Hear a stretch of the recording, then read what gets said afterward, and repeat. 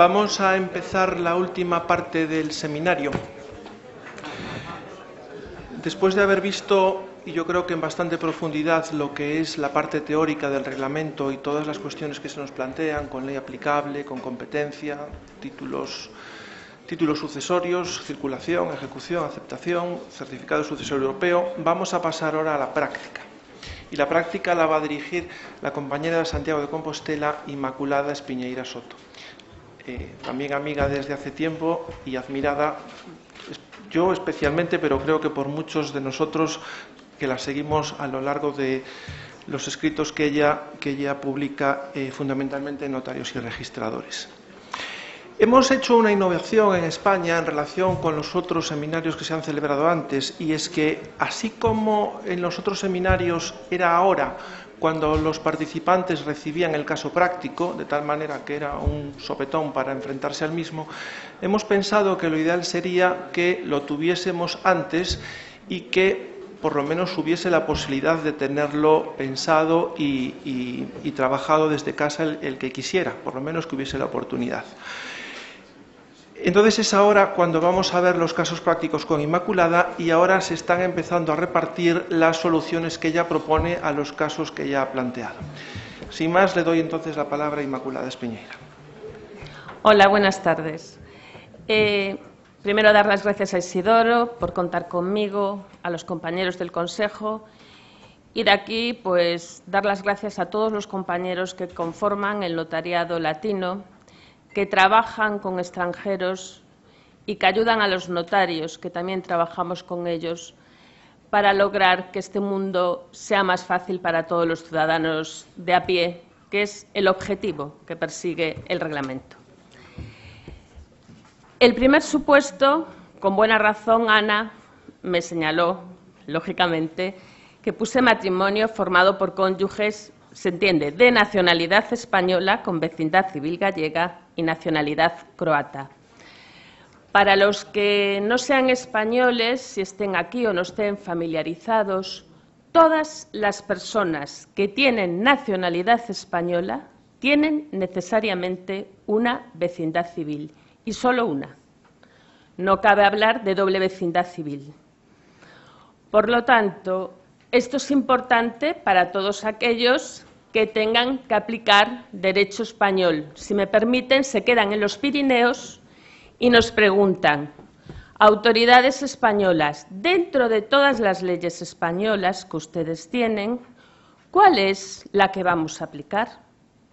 Eso es lo que resuelve fundamentalmente el primero de los supuestos. Si abrimos, nos estamos situando en la autoridad del foro, estamos en la posición española. Si abrimos hoy el Código Civil español, en el artículo 9.8, nos encontramos que al cónyuge de nacionalidad española con vecindad civil gallega se le aplica derecho gallego. Y al cónyuge de nacionalidad croata se le aplica por el artículo 9.8 del Código Civil español, similar al que tienen en Italia, la nacionalidad croata, porque determinamos la ley nacional como punto de conexión de forma actual.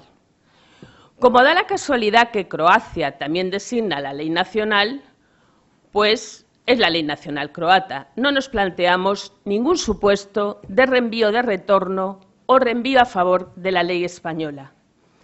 Pero la situación va a cambiar si nuestro matrimonio fallece el 17 de agosto del 2015 o después de dicha fecha. Porque al causante de nacionalidad española se le sigue aplicando la ley de su vecindad civil gallega, que no ha perdido. Porque si leemos el supuesto con detenimiento, no lleva 10 años residiendo en Cataluña y no nos han dicho que haya optado por la vecindad civil catalana tras 2 años de residencia. Por lo tanto, se sigue aplicando la ley de la vecindad civil. El reglamento, ¿dónde nos lo dice?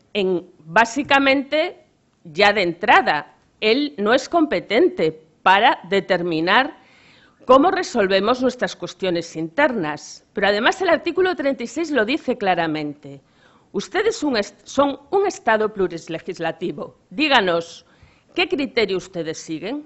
Pues cuando la ley que señale el reglamento sea la española, si el causante tiene nacionalidad española, se aplica la ley de la vecindad civil. Por el contrario, nuestro ordenamiento jurídico no tiene ningún artículo donde diga qué hacemos con los extranjeros residentes. Antes ya les expliqué que solo los españoles tienen vecindad civil, no la tiene el extranjero. Para tenerla, tiene que adquirir la nacionalidad española. Entonces, caben dos opciones. Como decía un compañero anterior, o bien aplicamos el artículo, concretamente 9.10, porque el que aplicamos, por ejemplo, a los apátridas, consideramos que es un criterio de conexión subsidiario general, la residencia habitual para todos aquellos que no tengan nacionalidad española, nos llevaría a la ley catalana, que es donde reside nuestro matrimonio, donde reside nuestro croata.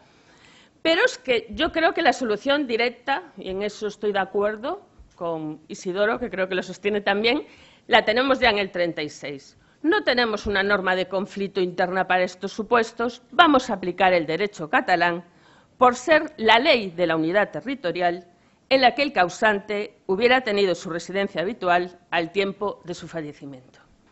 Esta sería la solución del primer supuesto. Si quieren, los comentamos un poco todos y al final, ¿no? Porque no me interrumpen. Bien.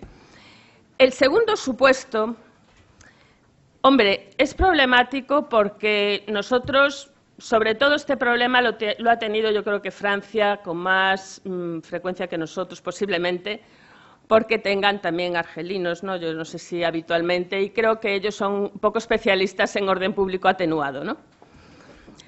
Yo, claro, esto me ha llevado a pensar lo siguiente, ¿no?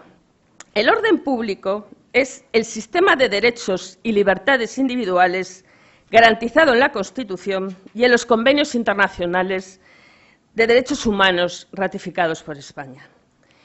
La doctrina, que es doctrina internacionalista, distingue aquellas situaciones que se crean en España contrarias al orden público, es decir, nos viene el argelino y dice, mire, me voy a casar por segunda vez en España, mira, lo sentimos, sin disolver el vínculo anterior usted no lo puede hacer. Me importa muy poco que su ley personal permita el matrimonio poligámico. Pero claro, en este caso ya nos viene la situación dada. El matrimonio se ha contraído válidamente en Argelia. Entonces, la pregunta que cabe hacernos, que nos cabe hacer es, bueno, ¿tenemos que tomar en consideración este matrimonio de alguna manera para reconocerle determinados efectos jurídicos que los internacionalistas teóricos denominan periféricos? Claro, para recurrir de entrada al orden público atenuado es preciso que no existan vínculos estrechos de la situación jurídica con España. No se trata de que un español adquiera la nacionalidad argelina, voy a tener un harén, luego me vuelvo. No. O sea, el matrimonio ya nos viene de fuera. Yo les puedo decir que en España hay sentencias, creo que hay un convenio incluso con Marruecos, hay sentencias que han reconocido la pensión de viudedad a la segunda esposa, concretamente una sentencia gallega del Tribunal Superior de Justicia de Galicia, y en contra, en cambio, hay una de Cataluña. O sea, el tema es discutido. Yo, so pena de parecer así, no sé, me inclino por la respuesta negativa. A este nivel, quiero decir, de la función que vamos a desempeñar nosotros, notarios europeos, acreditando hechos y reconociendo derechos. Pues una cuestión, me parece a mí, es el posible reconocimiento de derechos de naturaleza pública. Otra cuestión sería incluso el reconocimiento de derechos de naturaleza familiar, asistencial. Estoy pensando en un derecho de alimentos, ¿no? Que acudan al tribunal y pidan, por favor, necesito alimentos como cobertura de las necesidades del alimentista, ¿no? Integrantes del mínimo vital. Y otra distinta es reconocer derechos de naturaleza sucesoria. Se me plantea la evidente preocupación de Europa de que a fuerza de recurrir a un orden público atenuado, estemos defendiendo jurídicamente situaciones que manifiestamente son incompatibles, quiero decir, con el orden público europeo y español. Hay que pensar que hay dos sentencias del Supremo que denegaron la nacionalidad, concretamente a un senegalés y un marroquí, porque tenían un matrimonio poligámico, lo ejercían, y nuestro Tribunal Supremo dijo, hombre, no es suficiente que me conozcas el idioma español, tienes que aceptar los valores de la sociedad democrática europea. Y el hecho cierto es que yo como mujer estoy de acuerdo porque es que en el sentido presupone una desigualdad de la mujer con el hombre y un sometimiento de la mujer al varón. Eso es evidente. Dejo esta posibilidad apuntada. No quiere decir que mi solución sea la verdadera. Los franceses reconocieron al principio, y el otro día un colega francés me comentaba y dijo, no el que está aquí, dice, pero imagínate que la primera mujer es española, o es italiana, o es francesa, y ahí ya nos duele un poquito más. No sé si me explico. En cuanto a la autoridad competente, lo tenemos fácil. La autoridad competente es la autoridad española, en este caso porque es la de la residencia habitual. Si alguna de las partes se quiere someter a autoridades de la ley nacional o todas las partes se quieren someter a las autoridades de la ley nacional porque el argelino, por ejemplo, adquiere la nacionalidad francesa, pues se declina a favor de esa autoridad francesa.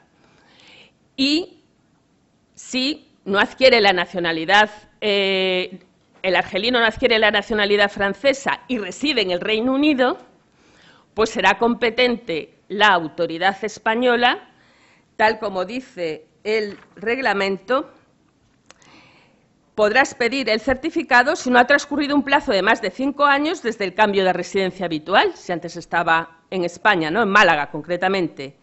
En todo caso, prevalecerá la competencia de la autoridad francesa si el argelino adquiere la nacionalidad francesa y sigue poseyendo esta nacionalidad francesa en el momento del fallecimiento. Todo esto se deduce del artículo 10. El artículo 10 habla de cuando existan bienes de la sucesión y da la sensación que tienen que estar todos. Yo creo que no. Que si escogemos el 10, lo vemos al principio, y vemos el 10, me parece 3 o 2 concretamente, yo me inclino a pensar que no tienen por qué estar todos. Digo, para que la autoridad del Estado miembro sea competente para el conjunto de la sucesión. El 10 dice competencia subsidiaria. Si el causante no tuviera su residencia habitual en el momento del fallecimiento en un Estado miembro, o sea, el argelino se nos va a residir a un Estado no miembro, los tribunales del Estado miembro en el que se encuentren los bienes de la herencia, y da la sensación que tienen que estar todos allí. Pero si luego cogemos el 10.2, vuelve a reiterar esa misma frase, los tribunales del Estado miembro en el que se encuentren los bienes de la herencia serán, no obstante, competente para pronunciarse sobre dichos bienes. Es decir, en una palabra, que un Estado miembro es competente, una vez descartado lo de la residencia habitual, en el momento del fallecimiento y lo de la sumisión a la ley nacional, si el causante tiene bienes en un Estado miembro, no necesariamente todos. Y, habiendo bienes en un Estado miembro, puede conocer sobre el conjunto de la sucesión, y entraría el 10A si el causante posee la nacionalidad de dicho Estado miembro en el momento del fallecimiento, es decir, si nuestro argelino es francés en el momento del fallecimiento, o en su defecto, si no adquiere la nacionalidad francesa, si no han transcurrido 5 años desde que residía, por así decirlo, en Málaga hasta que se va a un Estado no miembro, y si ninguno es, ya entonces la primera fisura ya del principio de unidad sucesoria, veremos muchas, ya se produce en el 10.2. Van a conocer sobre los bienes que hay en dicho Estado. Y con esto, mi visión particular del caso 2. El caso 2b es un supuesto, pero de práctica de todos todos los días en las notarías de costa española. De todos los días. Y el reglamento, pues, no nos lo soluciona mucho, las cosas como son. Es más, yo ya no sé si incluso en una posición un poco fuerte, hasta puede enredarlo. Me explico. ¿Qué es lo que ganamos con esto? Lo que ganamos es que nuestro Tribunal Supremo, incluso cuando había sucesión testada, si el británico residía en España y todo su patrimonio inmobiliario estaba en España, aplicaba el reenvío de retorno o reenvío de primer grado a favor de la ley española, desconociendo que el concepto residencia habitual y el domicilio a que ellos hacen referencia para referirse a los muebles no tienen nada que ver una cosa con la otra. En las notarías de costa, a pesar de que el reglamento no estaba ni tan siquiera esbozado, nosotros hacíamos una professio iuris a favor de la nacionalidad de nuestro otorgante británico a favor de su domicilio de origen. ¿Por qué lo hacíamos? Intentábamos de alguna manera decirle al tribunal: hombre, no me aplique el reenvío, no se me meta en esto, que este señor ha manifestado su libre voluntad, escogiendo además la ley que designa la norma de conflicto de forma directa, la ley de la nacionalidad. Y por una técnica conflictual, por una norma operativa, no me destroce la planificación de la sucesión. Hoy este tema está resuelto porque ya veo a los británicos haciendo cola en las notarías de Mallorca y de Canarias para ejercitar la professio iuris a favor de la ley del domicile de origen. Eso hay que tener claro, y en eso yo creo que lo explicó muy bien nuestro compañero italiano. La diferencia tremenda se ve cuando uno intenta comparar la residencia habitual de la que habla el reglamento con el domicile anglosajón. Ahí tiene razón el compañero italiano, no podemos agarrarlo de los vínculos más estrechos como una cláusula de escape, es una cosa excepcionalísima. Y se ve en el domicile. Para ellos el domicile es una cosa curiosa. Yo intenté que me lo definieran y como sabían que yo era gallega, me decían, es algo parecido a la vecindad civil, pero poniéndole mucho empeño y muchas ganas. Y digo, vale, bien. Entonces vendría algo así a ser como la residencia en un sitio. Un inglés se va a un país y tiene que residir en ese sitio con la intención de que ese sitio sea su única y principal residencia. Y además tiene que tener la intención de morir allí. Es decir, que quede probada de forma clara y contundente la intención de no retornar. Con lo cual podemos tener a muchos británicos que residen habitualmente en Canarias y conservan el domicile de origen en el Reino Unido. Puede ser, dentro del Reino Unido, puede ser Inglaterra, Gales, Irlanda, Escocia, o sea, también es un estado plurilegislativo. Y bueno, entonces harán la professio iuris. Y hasta aquí todo bien, ya hemos solucionado la primera parte, ya tenemos a nuestro británico, ya ha ejercitado la professio iuris, ya nos hemos encargado de avisar a todos los asesores de ingleses y de las comunidades, pónganse las pilas, que les pueden aplicar la residencia habitual, que esto no es el domicile de origen, así que ejerciten la professio iuris. Pero claro, nuestro reglamento sigue una posición unitaria. La ley, una vez que se escoge, rige desde la apertura hasta la transmisión a los herederos o beneficiarios de los bienes. Y hete aquí que mete dentro la administración y liquidación. Y claro, en Inglaterra eso es una cuestión procedimental, muy procedimental. Yo no discuto que las facultades de los albaceas ingleses, si un notario de corte latino lo nombra en el testamento y dice, bueno, pues esta persona designa ejecutor de su testamento a fulanito. Ese fulanito tiene que tener las facultades que le marca la ley inglesa, Pero ¿qué hacemos con el procedimiento? Porque hay internacionalistas con las doctrinas teóricas. Ah, no, pero el juez español puede hacer un procedimiento adaptado. Mire, yo por un apartamento en el Puerto de la Cruz o por un apartamento en Mallorca de veraneo, yo no voy a judicializar la vida de un ciudadano británico en la isla. O sea, yo lo veo y creo que es así. O sea, yo creo que una cosa es el fondo de la sucesión y hay cuestiones que casi de repente estamos y nos pegan un salto y digo, ah, pero si ya salí de la sucesión y estoy en un procedimiento, eso es un procedimiento de nombramiento. Es verdad que de alguna manera cuando uno toma posesión de los bienes de determinada manera, va la responsabilidad como atada a ella, ¿no?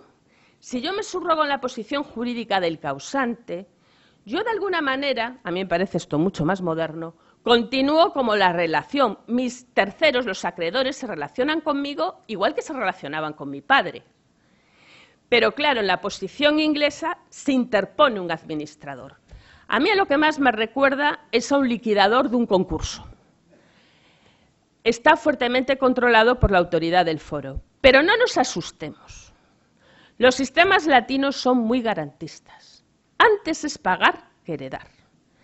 Tenemos registro de la propiedad, lo comentaba, el considerando 45, creo que hacía referencia, me parece que era el 45, bueno, la posibilidad de acudir a los medios nacionales que tienen todos los acreedores para garantizar sus derechos. Y aun cuando toda la herencia en España se distribuyese en legados, esos legatarios son responsables de la liquidación y al menos responden hasta el valor de los bienes que le han sido adjudicados. Yo este caso lo planteo porque sé que ahora va a haber compañeros en la isla que esto es la verdad. Dicen, bueno, muy bien, mi cliente hasta la fecha hacía un testamento de este tenor, casi lo reproduzco literalmente. Fulanito, británico, don fulanito, Mr. Tal, me manifiesta que esta disposición es perfectamente compatible con la ley de su domicilio de origen o nacionalidad, que es la que quiere que rija para su sucesión, ilimitada a los bienes existentes en España. Los que existan en otros países se regirán por las disposiciones que tenga hechas o que haga en el futuro. Esto es lo que leíamos. Esto es la práctica de la costa. Y claro, esto va a seguir siendo así y va a continuar siendo así. El objetivo del reglamento es facilitar el acceso de los ciudadanos a las herencias. Y hay que tener en cuenta una cosa, debemos aconsejar a los británicos además que hagan testamento ante notarios españoles, no debemos de tener miedo, se están produciendo situaciones claudicantes. Ya vimos una en una resolución del 2012, ellos sus testamentos como documento sucesorio los escriben a máquina, los firma el testador en presencia de 2 testigos. Son privados, tienen que ser adverados, probados por un tribunal. Si el causante no tiene bienes en la jurisdicción de Inglaterra y Gales, puede ser que haya un tribunal, no haya tribunal inglés que se declare competente. Y nos encontramos con situaciones claudicantes, porque ese testamento igual la autoridad española no es un hológrafo, no está todo escrito, no se lo harán. Entonces, esto se soluciona mucho con el notariado latino. Sé que es una contestación quizás simple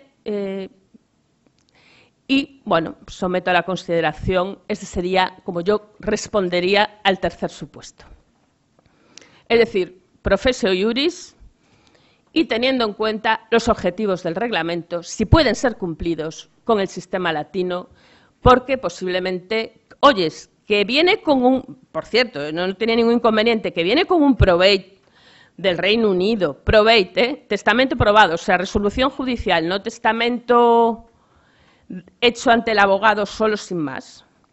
Pues nosotros nos venimos reconociendo, los poderes de los administradores y ejecutores británicos se reconocen. Son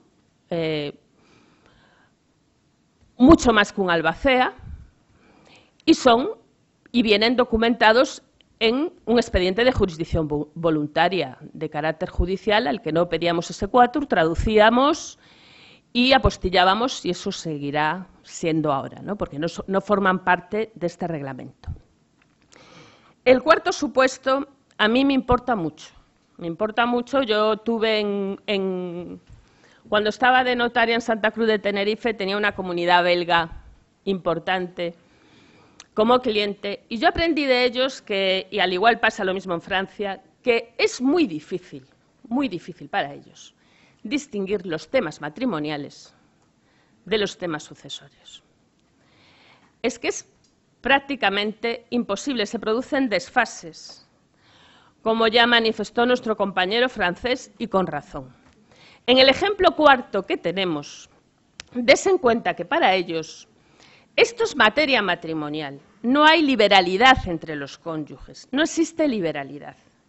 Es un convenio matrimonial y entre asociados. Tampoco en España nos tiene que chocar mucho. La tipicidad de los regímenes económico-matrimoniales en España, con esta riqueza plurilegislativa de la que hemos hablado, es enorme. Nosotros admitimos la comunidad universal, esta puede coexistir con legítimas castellanas. En el régimen de participación permitimos que ese crédito no sea igualitario entre los cónyuges, hacemos negocios de aportación a la sociedad de gananciales, trasvases entre patrimonios privativos y comunes. Si lo vemos como régimen económico matrimonial, si lo calificamos de forma autónoma, una vez situados en la ley belga, apliquémosla bien. No es una liberalidad, por consiguiente, si nuestra causante luego fallece residiendo en España y con vecindad civil común, no la traigamos a no sé qué cosas a computar la legítima. Ahora bien, cabe otra posibilidad. Claro, el reglamento excluye las cuestiones matrimoniales, pero dicen, tanto no aborden asuntos sucesorios. Si la calificación que hace Europa es de pacto sucesorio en capítulos, en Aragón los existen en nuestro Código Civil, 826, 827, en fin, entonces la cosa cambia. El 25.2 permite y valida el pacto de legutenda, y en este caso ni tan siquiera tienen por qué elegirlo, porque están residiendo en Bélgica cuando hacen estas capitulaciones. Luego sería la ley aplicable a sus sucesiones si se nos mueren en ese momento, en el momento en que concluyen el pacto. Pero hete aquí que la viuda,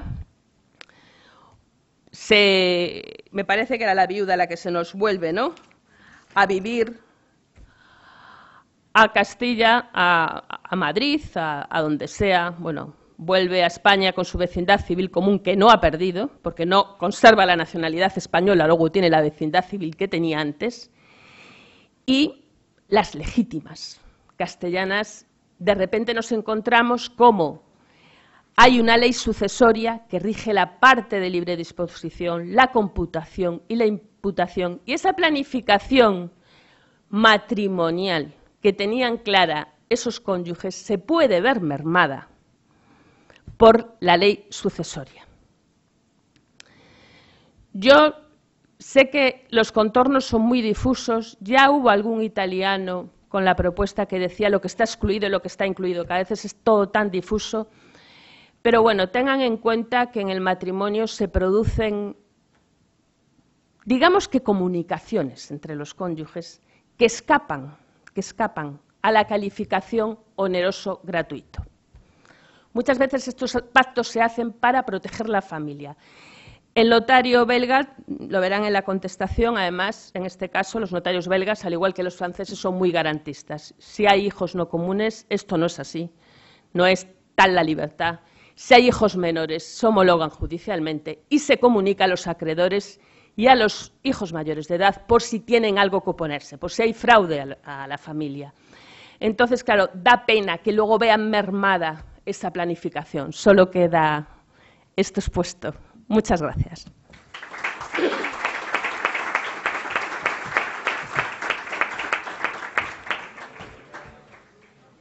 Muchas gracias, Inmaculada. Vamos retrasados porque teníamos que haber empezado la clausura hace 20 minutos, pero creo que podemos abrir un turno de intervenciones de 10-15 minutos para las apreciaciones o observaciones que queráis hacer sobre la manera que vosotros habéis enfocado algunos de los casos prácticos que Inmaculada nos ha planteado.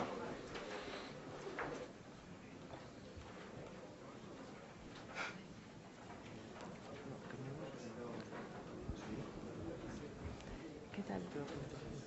¿Seguro? ¿Seguro? Ay, me puede dar algo.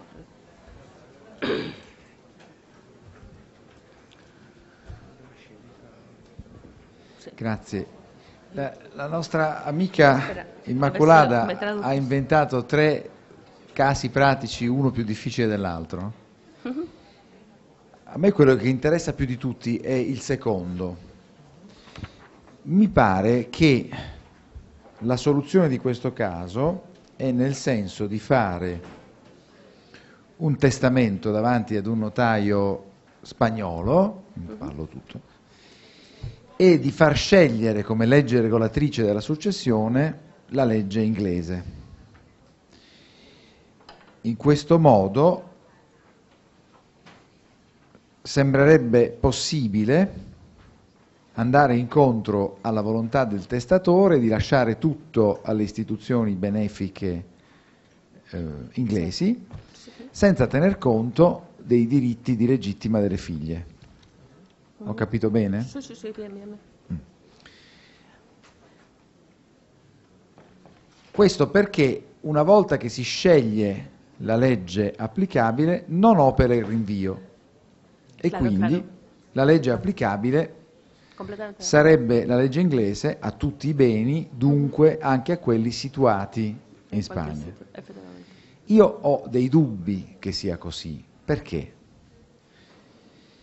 È ovvio che non si pone una questione di rinvio, lo dice esplicitamente il regolamento, quando c'è scelta della legge applicabile il rinvio non funziona.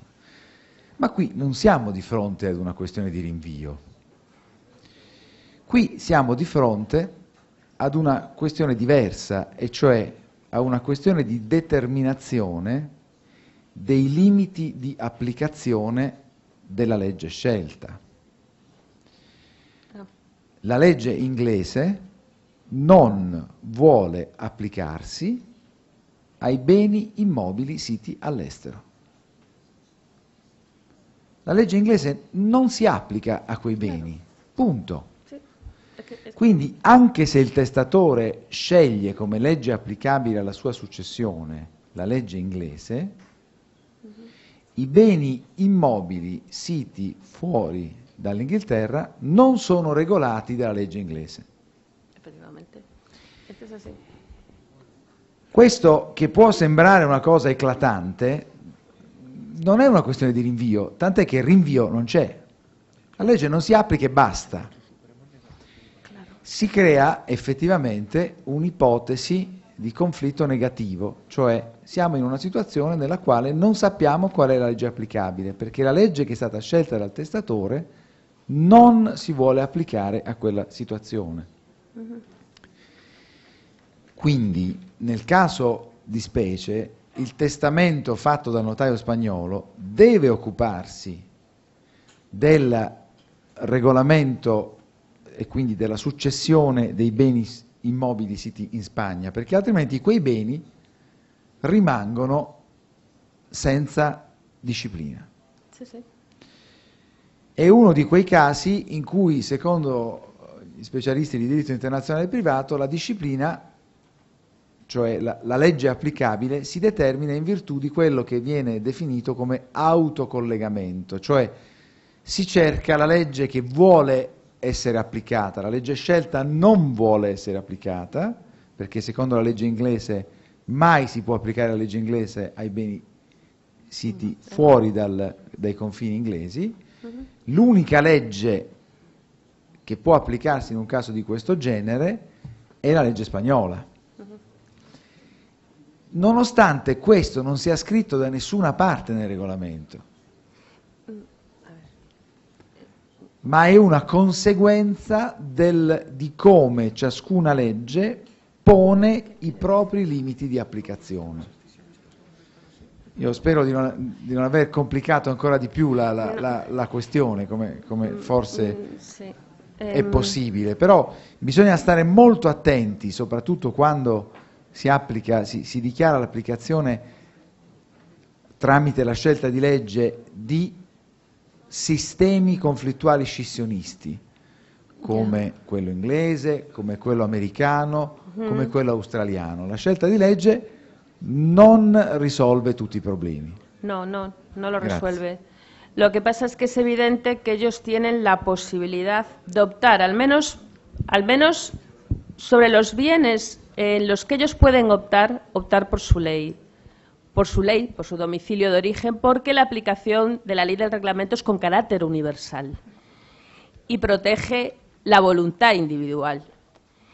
Y el inglés que nos viene a nuestro despacho generalmente ha hecho donaciones a instituciones de caridad, muchas veces tienen familia desmembrada, igual no tienen relaciones con sus hijos, el sistema legitimario español se les hace extraño y ellos suelen conservar su domicilio de origen generalmente. Entonces tienen ese derecho como lo tiene pues el cubano, el venezolano o cualquier otro. Creo yo.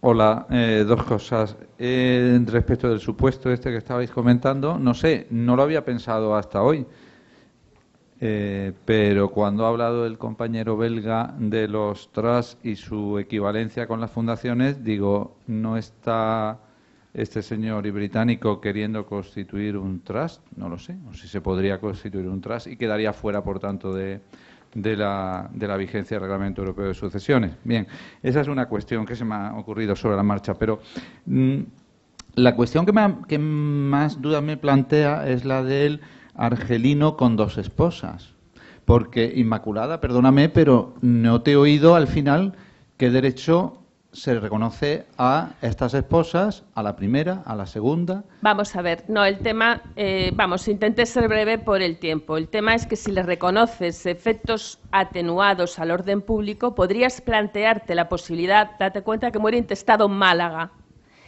de atribuir el usufructo legal a ambas esposas, o a partes iguales o en función de la duración del matrimonio. Que tiene, por eso, ese es el tema.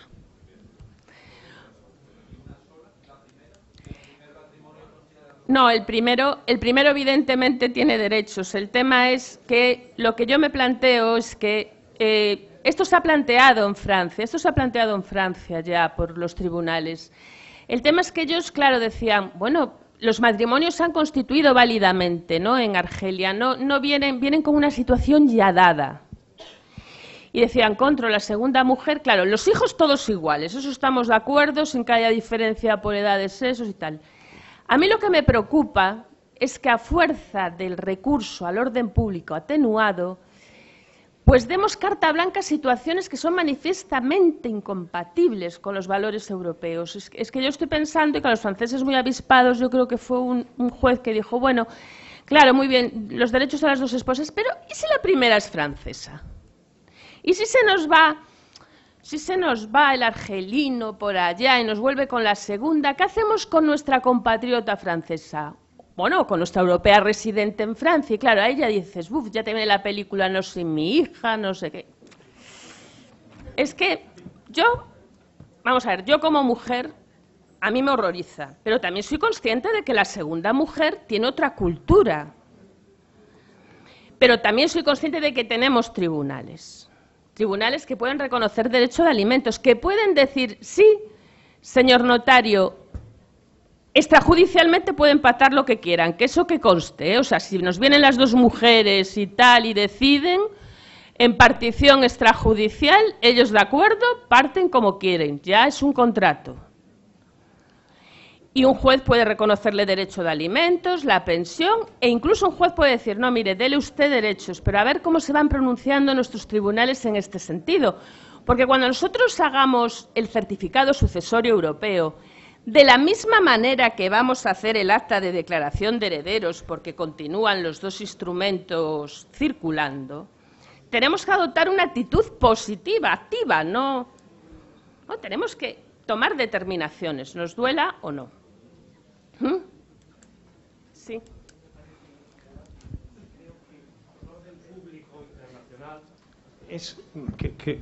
Creo que el orden público internacional es una excepción a la aplicación de la ley extranjera, y como tal excepción debe ser objeto de interpretación restrictiva y, por tanto, debe aplicarse caso por caso. Claro. Es decir, en el supuesto que planteas, si ninguna de las dos mujeres es española ni es residente en España, no veo qué efecto produce. Vamos a ver si es... Por el contrario, si una de las dos es nacional o es residente, es que entonces la situación está vinculada con España, claro. Y en ese supuesto sí que se justifica el orden público internacional. Yo esto lo dejo sobre la mesa. Vamos a ver, la solución a este caso no es la verdad. En todo caso es mi opinión, es decir, por eso lo he puesto, pues para que todo el mundo, efectivamente, yo dudé, fui de un lado para otro. Yo solamente digo... Simplemente es un aviso a navegantes, que el recurso al orden público atenuado no sea como una válvula de escape en todo vale. No, es lo que quiero dejar así. Sí.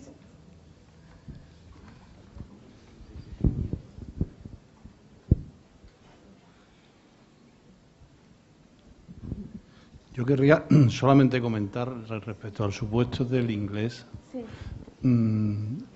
Vamos a olvidarnos del reglamento.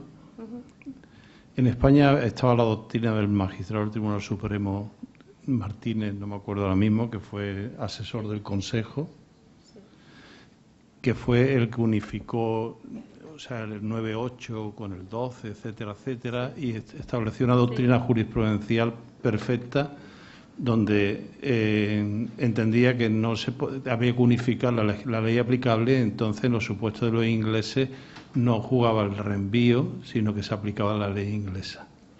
Creo que vino con posterioridad una sentencia de la que fue ponente don Antonio Bullón, y entonces aplicó lo mismo que había aplicado él, pero en sentido inverso, y complicó la situación diciendo: si tiene bienes en Inglaterra, entonces ya se puede aplicar el criterio de una única ley. Pero si solamente hay bienes en España, se aplica la ley española. Y entonces de ahí vienen los trabajos, la revista crítica de Derecho Inmobiliario, del catedrático de Derecho Internacional de Granada, no me acuerdo ahora mismo, Sisto, exactamente, con los problemas en el registro de la propiedad español, de que el extranjero, el inglés, manifiesta que no tiene bienes en Inglaterra.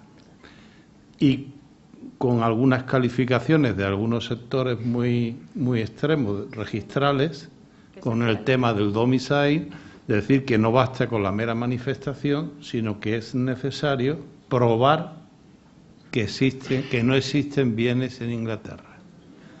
Y ahora, con esta situación, aparece el reglamento. Yo creo que la profesio juris, lo que entiendo, que lo que hay que tratar es de llegar a la situación anterior a la sentencia de don Antonio Bullón. Es decir, no que quiere el inglés que se aplique su ley nacional, norma conflictual, que provocaría desde la famosa herencia del Marqués de Lario el reenvío en cuanto a los inmuebles a España, no, que quiere que se aplique la ley material inglesa. Se lo digo al compañero Damascelli. Claro, no lo había entendido. Yo sí lo entiendo. La ley material inglesa, ¿para qué? Perfectamente. La ley material inglesa para evitar en todo caso que a un señor inglés que le quiere dejar la herencia a los perritos y a los canarios que hay en una determinada finca, pues pueda hacerlo conforme a su ley personal y no tiene que salvar legítima. ¿Cómo le vamos a hablar a un inglés del tercio, con todo mi respeto a don Antonio Bullón, del tercio de mejora, del tercio de legítima estricta, del tercio de libre disposición, si no se acuerda de cómo se llaman sus hijas porque se ha casado 4 veces y resulta que está en la notaría o con los canarios, con el perrito y con la señora con la que convive y quiere que sea heredero. Entonces, claro, el único sistema de poder llegar a esa tesis del magistrado, que siento porque ha fallecido, no recordar cómo, Marina Martínez Pardo, efectivamente, gracias Ana. La tesis de Marina Martínez Pardo dio una felicidad al derecho, a la notaría española, porque se podía aplicar perfectamente la ley inglesa. Entonces, ahora con el reglamento, lo que habría que hacer es una professio juris, pero, como muy bien dice él, no a la norma conflictual inglesa, porque claro, si yo reenvío a la ley inglesa, eso me reenvía a la ley española en materia de inmuebles, según yo entiendo, en inmuebles y en la otra la inmuebles. Creo que es posible hacer, pienso, o lo someto, si es posible hacer una profesio a la ley material inglesa. No hay reenvío cuando hay profesión. Exactamente. Es que entonces ya no queda. No hay Es que era lo que yo quería. Es que es lo que yo, la solución que yo di. O sea, cuando el reglamento habla de professio juris, habla a favor de la ley material inglesa, con lo cual se excluye el reenvío.